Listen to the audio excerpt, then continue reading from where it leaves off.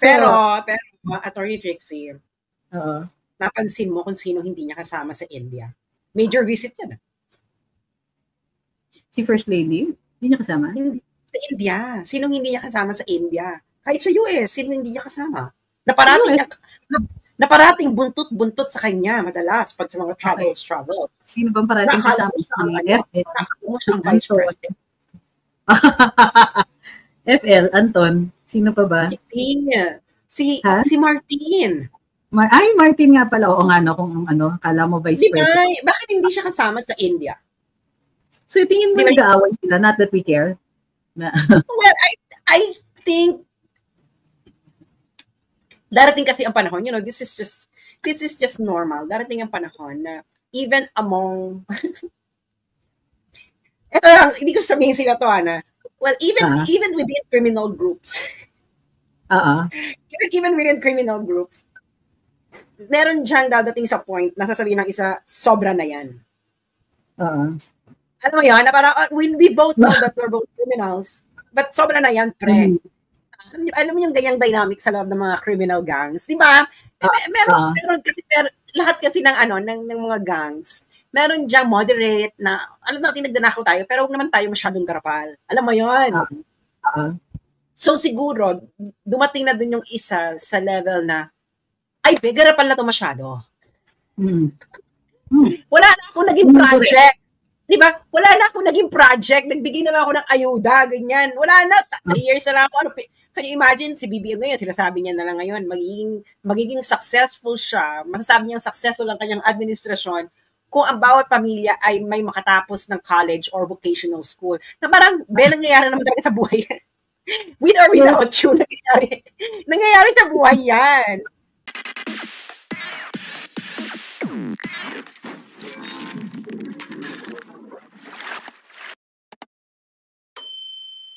Hello, Madam. Kamusta sa? Sutil Sunday kami ngayon. Anything goes. Oh my God, it's only Sunday? Shit. Yeah, it's Sunday. Wala na akong I don't follow. Iba na timeline ko buhay. Ano ba yan?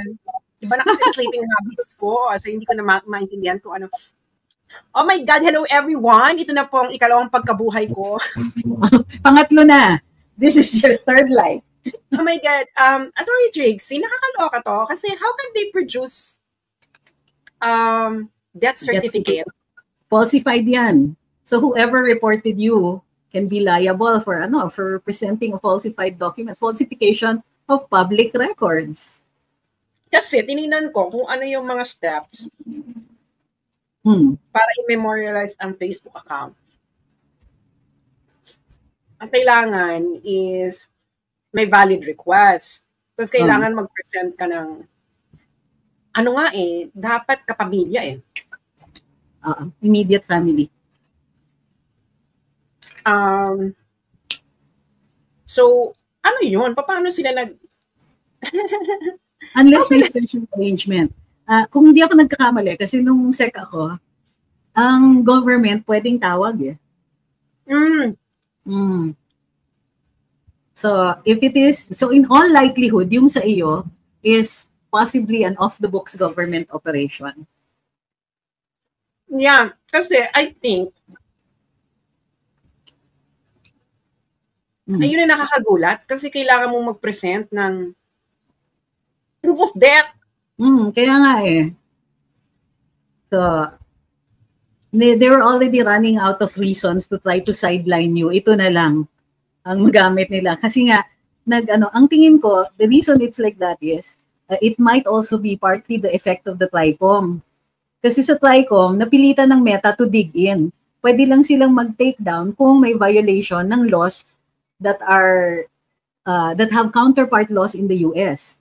So kung kunwari, free speech pareho, protected speech ka. Protected speech yung ginagawa mo. So the only way to magkaroon ng kind of a legal cover is a mistaken belief na dapat i-memorialize yan. Yung the news of your death is grossly exaggerated. Kumbaga. Ito yung problema. Napaka-unique ng pangalan mo. Paano sila magkakamali? Yun ang nakakagulat. Kasi twice na to Kaya nga so, ano yun? hindi ba nila nakikita na every month nire-report akong tegi na, tapos every month binubuhay nila ako kasi nagpapakita ako ng proof of life. Alam mo, ano lang yan? What's this? Unahan lang yan. Kasi after ka ma-memorialize, next step nila, magre-request nila na i-delete yung account mo kasi nga tegi ka na. So, after memorialization, kaya unahan yan eh. So, pag hindi mo sila na unahan, nag-submit ka ng proof of life, madi-delete yung account mo. Wala. So, yun. It's really the limitation. Kumbaga, di ba, parang, if you were here, ang remedy sa batas yan is writ of amparo. Talaga? Oo. Ano ibig sabihin dyan? Kasi ibig sabihin, there is some government agency that is working to deprive you of one right, or of a particular right. In this case, the freedom of speech, di ba? The right to free speech. So, if it is government that made the requests to Meta and all that, and whether formal or informal, you can ask them to stop kasi nga, na-violate yung rights mo. And remember, the Supreme Court now is big on the violation of rights. Willing silang impose. Oh well, touché lang kami dahil wala ako dyan, hindi ko magagawa yan. Oo. But, kumbaga, wala namang forever. This administration has 3 years? Magpakasaya na sila ngayon. Ay, sana nga hanggang 3 years lang sila, no? Paano kung humaba ang kalbaryo ng... Beyond, hindi ko talaga nakikita kasing beyond that. Hindi mo nakikita yung beyond that?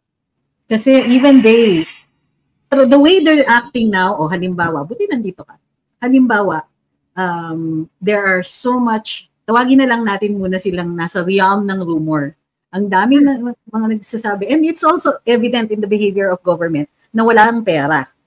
Okay? Wala na talagang government money. The government is, well, the description that I have been told is bankrupt. And so now what they're doing is they're going to start selling government assets. Last year, yeah. Bakit bankrupt? Bakit naman bankrupt? Wow, did you see the left and right gastos? Para namang hindi magastos ang Kongreso, no? Ibig sabihin, yung 800 billion for ayuda in 2024 is only the reported amount. In all likelihood, there's a bigger amount that was given away or used. So remember rin na lumiit lahat ng government budgets also due to corruption. Kung totoo yung sinasabi ng mga kaibigan natin na kongresista, nabibigyan nila ng budget yung isang ahensya, tapos pagka nabigyan, and minsan bibigyan nila ng mas malaki. Kunwari, ang hinihingi ng ahensya, kunwari lang, 100 million. Bibigyan nila ng 130 million, kanila yung additional. But, wait, there's more. Meron pang ibang mga kongresista na puporsyentohan pa nila yung ahensya. Meaning, so 130 million, posibleng 60 million yung kanila. Di ba dyan nga nagalit si Inday, kaya siya nag-resign? Sinabi niya na ayaw niya yung ganyang patakaraan. Exactly, diba? Ganyan magpatakbo. Yung now, imagine kung sa 3 taon, ganyan sila, tapos may massive outlay ng cash sa ayuda ng 2024 and also in the 2025 budget. Imagine mo kung ganong they were already spending money for the next year. Kumbaga, wala na yung mga inallocate kaya walang kaya walang infra. Kasi yung mga infra projects dapat yun, di ba? Naka-book na siya. You can't touch it na normally. Ayan, nagawa ng paraan, na-touch na sila, na-drain na lahat. Which is why, hanggang ngayon, wala pang ribbon cutting ang presidente. Anong i-ribbon cutting niya? Walang natatapos. Alam mo, kaya naawa din ako kay Bongbong. Kasi, gusto talaga niya yung mga infra. Kaso, wala siyang bayag. Sorry. Live pala ito ni Attorney Trixie. Kailangan. Wala siyang balls na alam mo yun, nasa laging yung house. Kasi di ba karamihan ng mga infra niya, tatanggal yung budget, napunta lahat sa ayuda. Di ba? Tapos walang nagawa si BBM. Kasi nga, si number 2 kasi. Si number 2 si Tambi. Si Tambi si number 2. Ay, si Doggy! Say hi to Sasa. Doggy! Go! Tama na, go. Kakain ka na, go. Go to ate, Diyos ko, maligo na naman ako. Go. Sir, let's go. Yeah, Ate calling you. Hindi ba? Hindi ba? So, parang, I really think na, alam ni Bongbong yung ginagawa ng kanyang pinsan. Yep. At ng mga kongresista. Imposible hindi.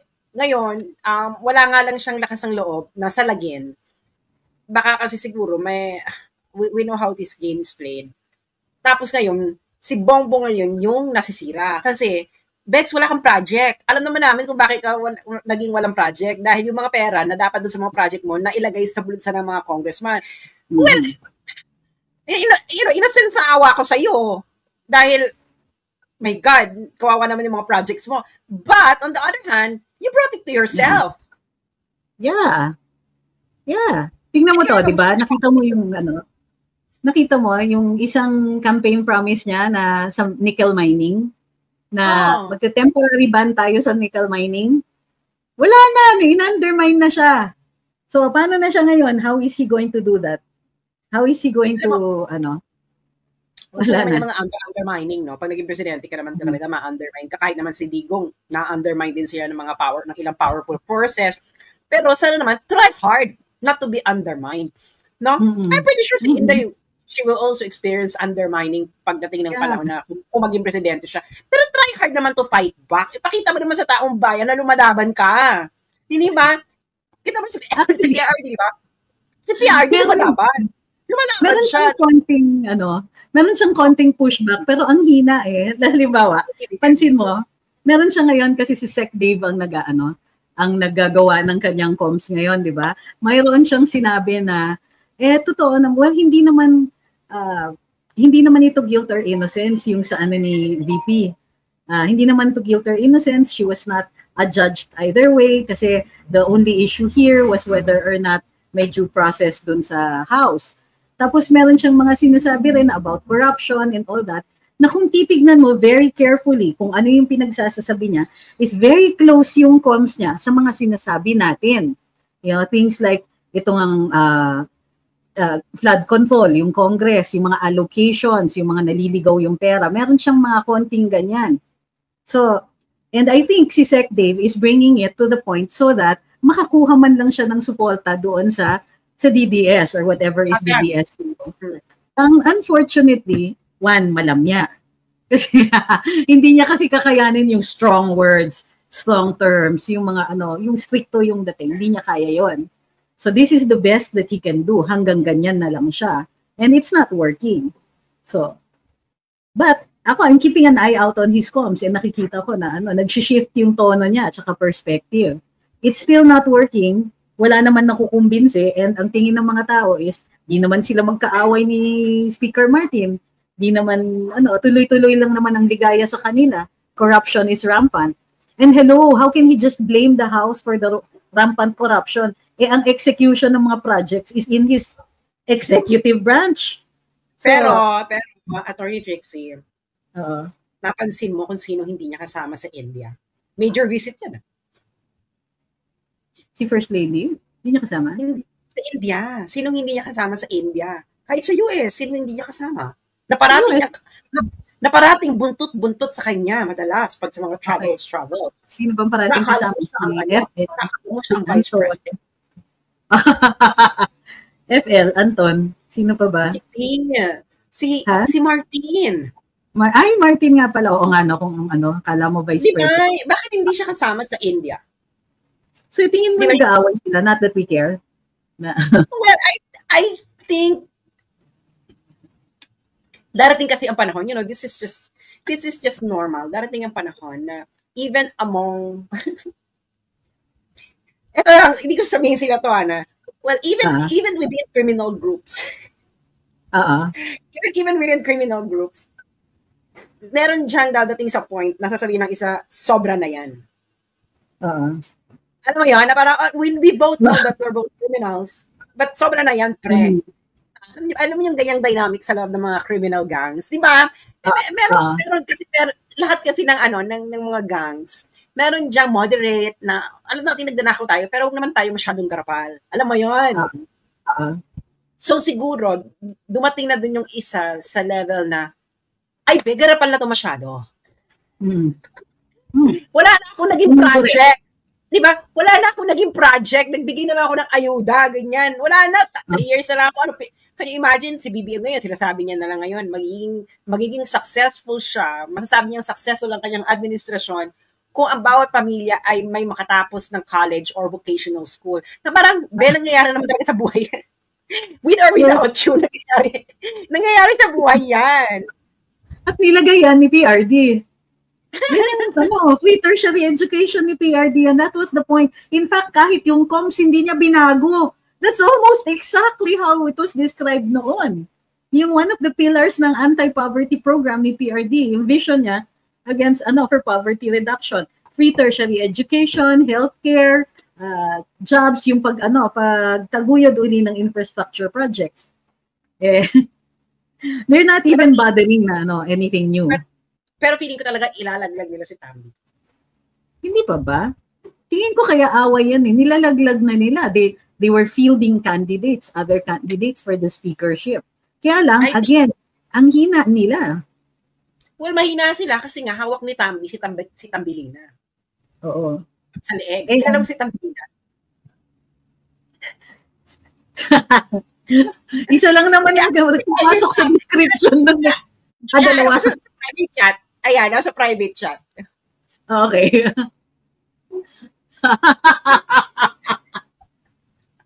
Bagay na bagay si Tambelina. Di ba? Bahala na kayo ha. Yung mga nakikinig, bahala na kayo kung sino si Tambelina. Pero read between the lines. Feeling ko, kaya rin, kasi nga di ba naging protege yan ni Tambi. Naging protege ni Tambi, di ba? Yung bata yan.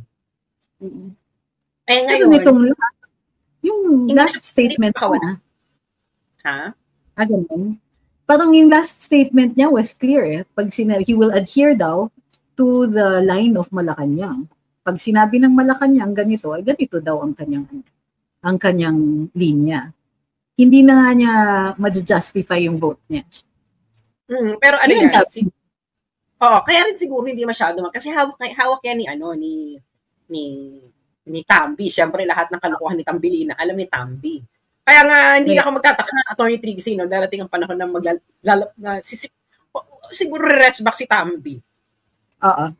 I'm actually, sure that di ba nakita mo yung Pilipinas Today? Di ba? Inaatake na nila si BBM.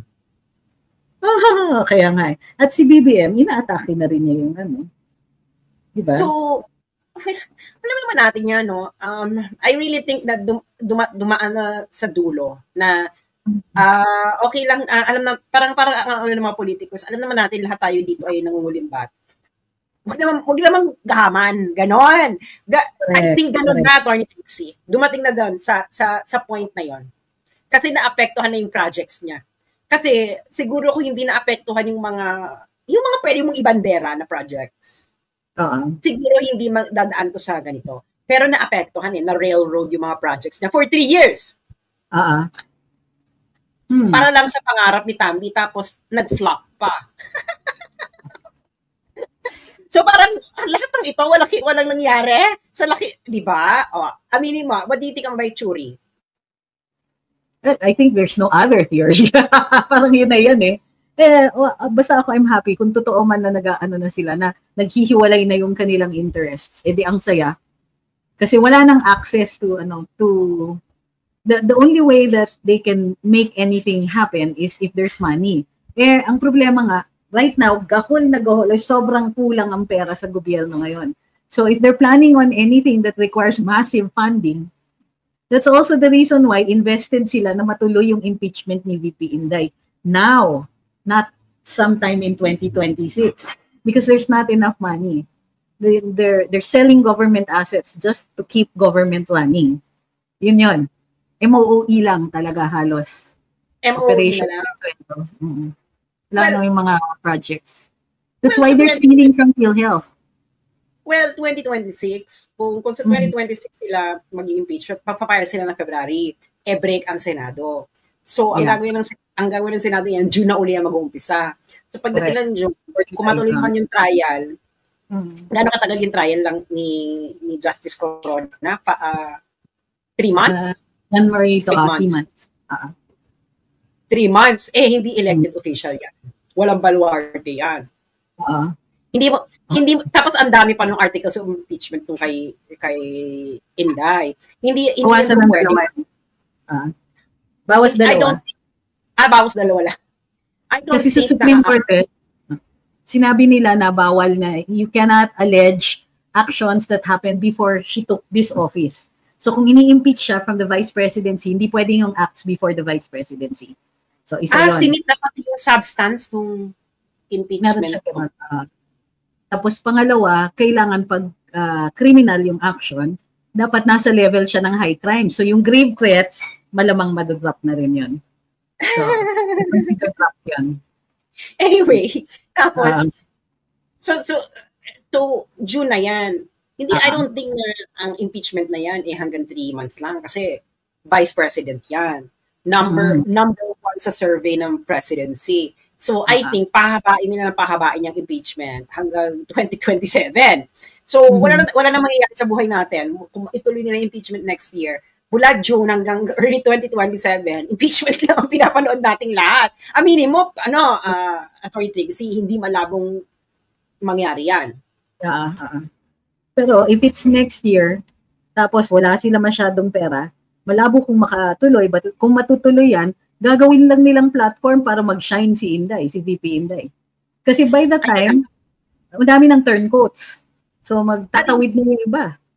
At hindi lang turncoats. Kasi, syempre magpapakita ng evidence si Inday. Ngayon, may botohan dyan kung pwede ba ipakita tong kasi hindi naman itong kailangan mong sumunod sa rules of court ng very faithfully. May botohan ng judges kung pwedeng parang buksan ang white envelope or hindi, diba? Ganyan. Diba? So, kung admissible ba or hindi or pwede bang i-discuss in public or hindi.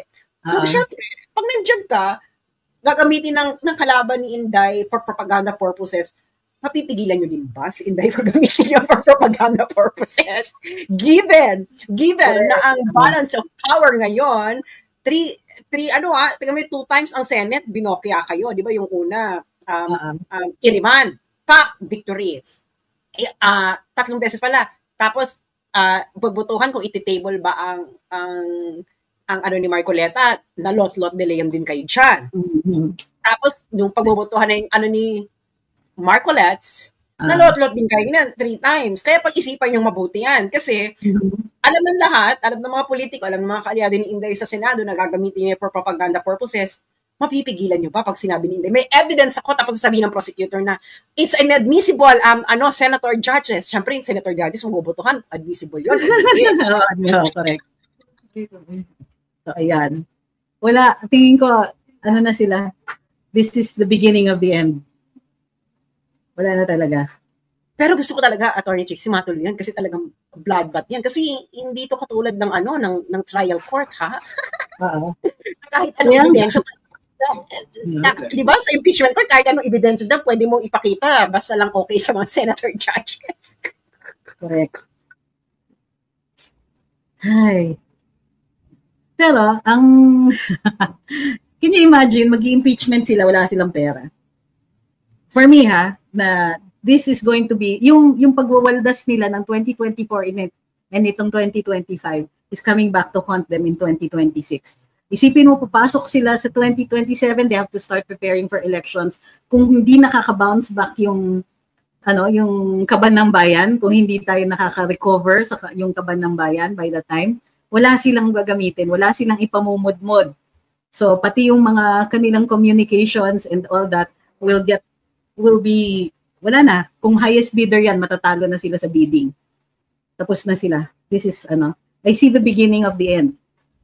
Kaya nga, ang kailangan babantayan natin next is sales ng mga government assets. As long as they keep, kailangan hinaharang natin yung mga ganyan.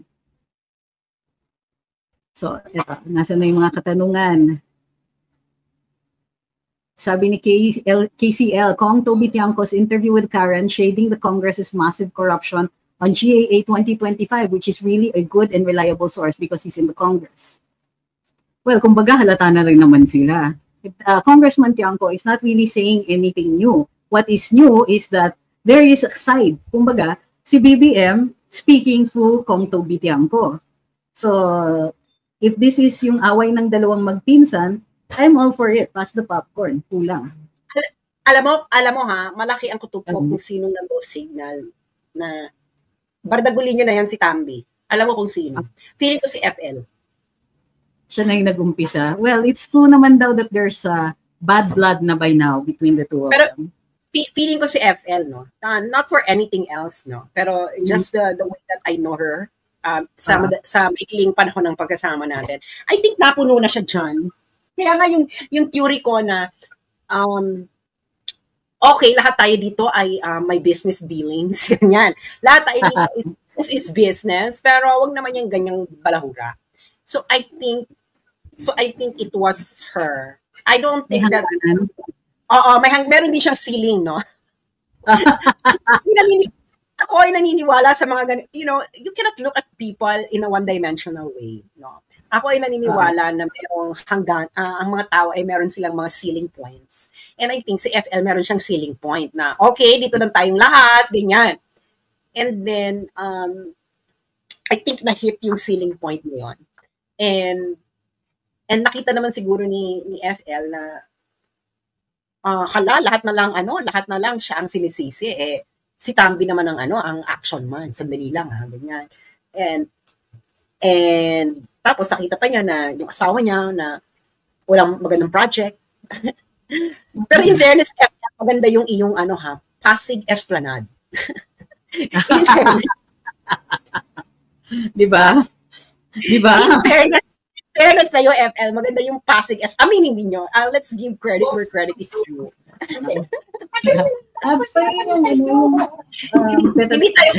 Hindi tayo katulad ng iba na hanggang ngayon maasim pa rin sa Dolomite Beach, no? hindi kami SMC SMC ang partner. Ng Esplanade. Pero aminin niyo maganda yung project na nung Pasig Esplanade, no? Maganda yung concept kasi lalo nakaharap niya yung magandang bridge na friendship bridge ng China and the Philippines na magandang architecture, di ba? Well, in addition to which, the original plan talaga is to build parang a road. Wala talagang paglalagyan ng kalye going towards Tanay. So, to bring development from Tanay, ang hirap kasi pumunta ng Manila talaga from the east. So, yun yung primary purpose niya. And the fact na magagawa nila, hopefully, in a respectful way para respected pa rin yung heritage fabric ng area, but if they can do it, I'm all for it. Kasi we cannot, hindi tayo yung magde-decide na, na hindi entitled to development on certain areas. So, yeah, in fairness, meron ganun. But I don't know, meron pa bang pondo yan? Kasi ang nag-fund niyan is housing. So, remember that they were so cash-strapped dun sa department na yon. Wala na nga si Secretary Acuzar. But they had this very ambitious project of 1 million housing units per year. Tapos yung Esplanade project. Fortunately, yung Esplanade is Pasig. Pasig pero, is SMC. Yung asawa bang Romualdez ni Toby? Ito ba ay Romualdez A or Romualdez Team B? Di ba may team din sila dyan? Team A and Team Tambi. Saan ba sila? As far as I knew, it was Team A, Tambi. Pero, iba na. Iba na ngayon. Oo, may realignments. Di ba dati ang Team B? Di ba ilan lang ang Team B? Parang 3 o 4 lang sila. Puro mga friendship ni dun sa side na yon. O dumami na sila. Ang baluarte kasi ni Toby Tiangco ay nabotas. Nanalo ang nanalo ang Duterte sa correct. Nabotas. Sa area na yan. Kasi nga, ang original expectation naman talaga natin is mananalo yung mga yung sa LGU, dun sa mga certain areas na identify naman natin, Duterte talaga. Hindi madadaan sa daya, masyadong malaki. So, that was one of them. Also, hindi naman din kasi nila binakbakan, in fairness kay Kong Toby, hindi siya nagbakbak sa mga Duterte. As far as I could tell sa comms nila, parang alam nila mahirap banggain. What I think kasi si Toby, what I can see from Toby is a pragmatic politician. Na wag tayong, parang feeling sa wag tayong, I think Toby is honest enough to admit that the Dutertes are really popular. And, di ba kaya nga siya nagsabi, bakit nyo hinuli? Bakit nyo in-impeach? Ganyan. So, parang nakikita niya na malitong move na to. Parang, so nakita niya na, yung mga Dutertes na yun yung underdog. Kaya kayong PCIJ, huwag niyo sasabihin na pinapalabas naming underdog. This is just natural for Filipinos to see na inaapi nyo, iniisipin nila ng mga Pilipino underdog. Hindi po namin kasalanan to. This is just a mentality of Filipinos. Kung ayaw yung tingnan ng mga Pilipino na underdog ang mga Duterte, edi huwag nyo i-underdog. Hyper-partisanship daw, sabi ng PCIJ. Diba? Kakaloka sila. Sila lang ang hyper-partisanship. So ano sila? Objective? Ewan ko dun sa mga yan. Parang sila nga lang eh. Whatever it is they do, tama yon. Whatever it is we do, they have to come up with new adjectives every time. So now the adjective is hyper-partisanship. At saka mga conspiracy theories. Ano sila objective? Hindi. Wala silang comparison. Parang tayo lang parate. So ano sila Diyos? Ganyan? No, and they don't talk about anybody else who does that. They don't talk about other people who are who are pro conspiracy theories. They don't talk about yung mga the likes of Richard Heydarian na kahit ano na lang sabihin, there's he will fall back on his academic credentials o yung credentialism niya. Hindi nila kino-call out yung mga ganyan. Hindi, they call us out kasi daw hindi logical mag-argue kesa may whataboutism, kesa may iniinsulto lang daw natin yung mga tao na who don't agree with us, but completely ignoring the troll farms and the already proven troll farms that are going after Inday, that are going after us. Wala silang kibo sa TRICOM when the TRICOM was coming dangerously close to limiting free speech. Oh. So parang feeling nila tayo yung nang-aapi. Yes, exactly. Parang ito yung nakakaloka sa mga to, Attorney Trixie, na you are calling other people as hyper-partisan. Pero ano ka? Diba? Diba ano ka who's calling out other people na hyper-partisan? Ano ka ba? Medium partisan ka ba? Ano ba? Medium rare? Medium well done? Ano ba to? Or ano ka ba? Hyper-objective ka ba? Or diba? Kasi you have to lay down your cards as well when you're doing criticism. Hindi ba? Lay down your cards. Kami, transparent kami, na pro Duterte kami. Ikaw, na nagko-comment ka, ngayon, kung you're gonna say na hindi po ako, pwede nyo sabihin na hindi kayo pro Duterte or hindi kayo pro pareho. Pero, sabi nga nila ng ating first-rate scholar, it is the deed. It is the deed count. It's not your words, but the deed of your deed counts, no? So, kailangan ipakita ninyo na kung sasabihin ninyo na yung iba hyper-partisan, ipakita nyo na kayo yung hindi kayo hyper-partisan, dapat equal yung pagtingin ninyo dun sa pareho. Okay. Kaso hindi, ang ginawa nyo lang, ini-echo nyo lang yung mga feelings ng kabila. Kina-formalize nyo yung feelings nila, and then you are dressing it up as an objective analysis. Hindi po pwede yan. So yun. PCIJ, Mariosep. They want to be they want to maintain the narrative. Pero hindi ko naiintindihan sa kay PCIJ and like Rappler, hindi umubra yung kanilang mga ganyang klaseng style, yung mga argumento nila. It's like having an elephant in the room. They keep attacking tayo while ignoring everything else that's going on around them, including their own, the plank in their eye, sabi nga sa Bible. Attorney Trixie, ito lang masasabi ko sa kanila. Since 2016 yung pag ginagawa yan, magti-turn years na. You lost several elections. So maybe if it's not giving it, stop serving it. Hindi ba? Na parang magti-turn years, 10 years na next year. So, ang sinisisi nyo pa rin, bakit hindi kayo nananalo is kasi yung mga DDS hyper-partisan. It is not our fault that people listen to us and then they don't listen to you. Hindi ganun ng social media. No? Alam mo, parang, ewan ko, Attorney Trixie, no? Magta 10 years na they're still pretending that they don't understand how social media works. And why people follow certain people. Yung unang-una, hindi nga kami masyado pina-follow ng mga tao. Pina-follow nga mas madalas sa mga tao, yung mga walang ang kwenta, mga social media, yung mga pranks, ganyan. So, hindi kami may kasalanan kung bakit, di ba? Hindi kami may kasalanan kung bakit yung mga tao hindi kayo binoboto. Dahil, if you're going to look at social media analytics, no, most Filipinos don't follow political bloggers. Yeah. Significant who actually listens, eh? Yeah, in social media, political bloggers are not so significant. Ang pinaka-significant, entertainment, pranks, ano pa ba, yung mga flip top, kaya nga di ba sinatambi, tinatap nila yung mga flip toppers kasi malaki yung following. Ano pa ba, si Senyora, marami. Nobody, we are minuscule, no? Compared to other social media, we're minuscule.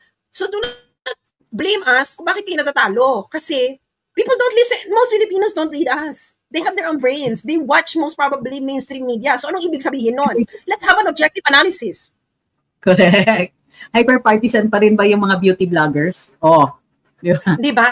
I mean, the people who listen to us are, of course, the 30 supporters. That's a given. And then kayo rin, na-follow kami dahil gusto nyo makita kung paano yung kami titirahin.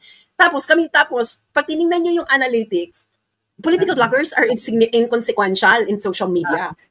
Most Filipinos don't follow political bloggers. Yet, the Filipino people still keep voting against you. Is it our fault? Diba? They keep losing.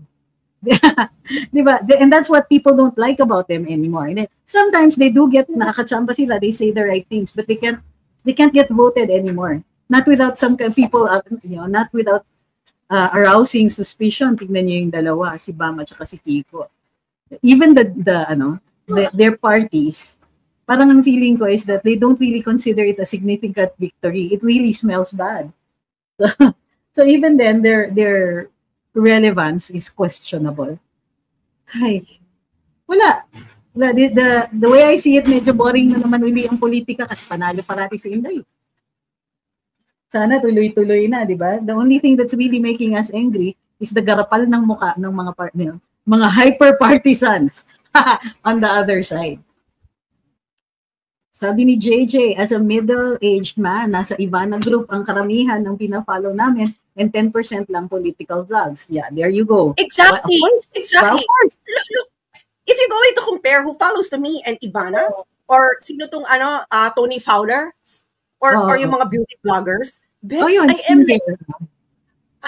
I am like a tiny grain of sand compared to their galaxy. Correct. Tapos ako sisisihin ninyo kung bakit ayaw kayong paniwalaan ng karamihan ng mga Pilipino? That we actually merit a congressional investigation, ha? Yeah, it's not us. I'm sorry to break it to you, no? It's not us, it's you. It's not a me, it's not a we problem, it is a you problem. Kung bakit kayo hindi binoboto ng tao. Kasi kayo mali yung strategy ninyo eh. Inaatake niyo yung political bloggers, inaatake niyo yung mga political bloggers. Pero the real problem, kung bakit ayaw kayo paniwalaan ng mga tao, are not the political bloggers, kundi kayo mismo. Bad politics. Yun lang. Whose bright idea was it na to make it a project na mamigay ng ayuda in aid of re-election? It didn't work. It worked. It's still working against them. Alam niyo ba ang pinakakaramihan na nag-viral ng against ayuda? These were not made by DDS bloggers. These were made by non-political bloggers na ini-spoof nila yung ayuda. Makikita yung mga nagla-like. Nakikita yung mga nagla-like doon sa nila at share. Hala, mga 100,000 likes, 50,000 shares, and these are not political bloggers. These are ordinary bloggers.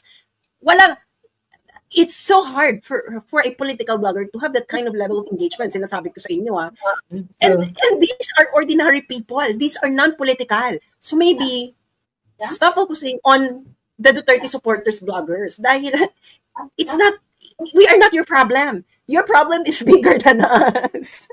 Parang yung meron kang nakikitang pangit sa mirror, you attack the mirror instead of the pangit. So, paano kung sila yung nakatingin? Okay, let's check. Sabi ni AMA, Tama po, IMI pala. Tama po, attorney at Ms. Sass, mas marami pang nakapalo sa Mobile Legends kaysa sa political bloggers and bloggers. We're really a niche audience, kumbaga. Ano lang talaga. Sabi ni Ma'am Marie, because I don't want anyone to indoctrinate me and change my point of view on the Marcoses. I was born 2 years before the fall of Marcos Sr. I'd grown up seeing the effects of those dictator years. Sabi ni Ma'am Tina, ang galing ni Sass palabasin ang lahat ng chismis na alam ni attorney. Grabe kayo sa akin. Sabi ni J. Ray, I'm a zillennial. Mostly ng mga memes against government. BBM and Tambi is mainly made by Gen Zs. Malaking part dyan yung mga meme groups and meme pages sa engagements, which I handled some before. Awi says, we think their media play always translates into votes. For years, there's no real connection to real people until Duterte. When we tasted what a Duterte can do, the more they became irrelevant. Yan. Exactly. So, kaya nga, ako why don't you make a survey, kayong PCIJ and Rappler, and ask, gumawa kayo ng survey sa buong Pilipinas and ask them if they read me. Diba?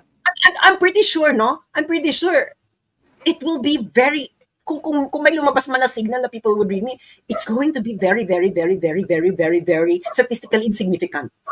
Mm-hmm. Ako masasabi ka, they're competing. Walang competition. No, walang competition doon. But the thing is, you still keep attacking us as if we're the problem. We're not the problem. You are the problem. Ang ano din is, I think they're just clinging on to past glories. A lot of those who are in PCIJ, yung mga bata na lang were the ones who were born in the Rappler years. Rappler na yung mga yan. But most of those who still provide the leadership in PCIJ and Rappler-type publications were the old war horses from the Marcos years, who are so used to dictating the narrative. They were the thought leaders during the anti-Marcos campaigns, all the way up to People Power. And then after that, in the early years of the Inquirer and Philippine Star, sila yung mga majors dyan, mga journalists and columnists. And now, the world changed. Nagkaroon ng social media, and they still think that it's the same pond, and we're usurpers. Kumbaga, it's not our fault that social media is a much easier medium for us to navigate. Second. But this is nothing new, Attorney Pixie. Even before Facebook, meron na mga Blogspot, like Journal, I had Journal before, and they already have wide leadership before, more than the traditional opinion columnists, no? More than them. Yung Facebook nga lang, nagkaroon ng exponential rise because you can tap you can tap strangers, no, to read what you're writing, and then they can follow you. So I really think na merong weight yung sinasabi mo. I think this is more of an envy, no, because they couldn't get the same kind of readership that we were able to get in just a short span of time. Eh sila, kahit nag-migrate pa sila sa Facebook, how many people follow them? Even look at Maria Ressa with her Nobel Peace Prize. How many people follow Maria Ressa? Wala pang 100,000 ata. And how embarrassing to be called the communicator and not be able to communicate in this medium. Kumbaga, they want the world to adapt to them. They want, the people who read us, they are insistent na sila yung dapat binabasa. When it should be the other way around. Ano yung first thing that you must know when you're communicating? Know your audience. Ano ba ang kailangan malaman ng audience mo? How do you connect to them? So they're already failing in the basic tenets of communications. And sila pa yung galit. Galit sila sa atin. So, envy is one. Second is yun nga, they still think that they're, unlike people like Bobby Tiglao, na kaya nilang mag-adapt. Kumbaga, they forgot to read, Origin of a Species. Adapt or die. When the situation changes, you have to adapt. If you're incapable of doing that, they'll go the way of the dinosaur. Good luck. I don't expect that they will change their mind anytime soon. Kumbaga, because we still get a bigger audience than they do, they're insistent on things like, kaya kayo maraming audience kasi hyper-partisan kayo. You're pandering to the lowest denominator. Kumbaga, lowest common denominator. Puro ganyan. We're not pandering to the lowest common denominator. We're actually tapping to the supporters of Duterte who are actually ang mga nagpo-follow naman sa amin talaga yung talagang pinaka very very expressive of their supports. Kay Duterte. Yeah. May mga Duterte supporters na they're Duterte supporters but they don't see any reason on whether they should follow any Duterte bloggers. We are not pandering to the least common denominator in society. We are addressing our audience. And our audience are Duterte supporters. Kung sinasabi yung least common denominator, it's not our least common denominator because Duterte supporters don't like you. Point blank. It's not our denominator. It is our denominator. And you have a different denominator. But the problem is, our denominator is bigger than your denominator. In the end, it's still about, it's still about yung, kumbaga, agawan audience. Ewan ko ba, bakit sila nagko-compete in social media, people can follow a lot. Kumbaga, it's not, parang TV, di ba? Minsan, nanonood ka sa GMA, minsan manonood ka sa, ano ba yung ibang ngayon? ABC. Minsan, you know, it's a matter of having choices. And social media just widened the number of choices. Again, I keep saying, they're dinosaurs in the world of tech. And so, kaya, yung mga bloggers nila, halimbawa, si Sasa Girl. Sasa Girl is a much bigger social media personality kaysa sa akin. Si Pipay, much bigger social media personality. Si Aura, my God, you know, this is a superpower levels. Hindi ba nung election nangangampanya sila, etc. Nangampanya sila kay Lenny, nangampanya sila sa ganyan. Bakit hindi nila nadala yung mga tao nila for that? Bakit wala sila? So, kasi nga, itong mga to, they didn't start as political bloggers. They are entertainers. Kaya nga marami silang followers because they were entertainers. That is the truth of it. But the thing is, yung mga tao gustong ma-entertain, they don't care about politics. They have their own politics. They don't follow you because of your politics if you're an entertainer. They follow you because you're funny. No? And these people are really funny. But the thing is, once you migrate to political stuff, diyan hindi mo mahihila yung following mo na who followed you because you're entertaining. Yan.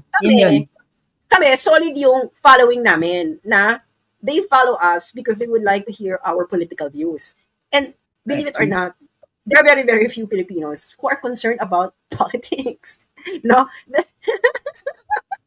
So, pero we filled in the void because there was a time na yung mga komentarista were no longer writing about things that people who actually read us care about. There was a huge need for somebody to talk about Duterte in 2016. None of the usual suspects were going to do that. So we did that.